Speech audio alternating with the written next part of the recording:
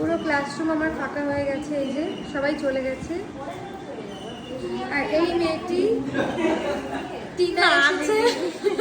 টিনা এসছে সকালবেলা 12টার সময়। টিনা এসে 12টার সময় বসে আছে, এখন বাজে 4টে প্রায়। ও 4টে পর্যন্ত বসে আছে মেহেন্দি পড়ার জন্য। আচ্ছা, এখন যদি বলি পড়িয়ে দেবো না তাহলে কি হবে?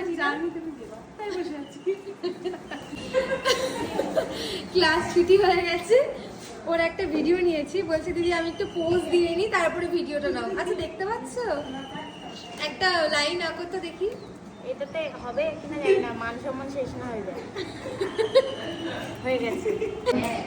কি পড়বে ছবিটা দেখাও। চলো এইটা পরিয়ে দেবো আজকে।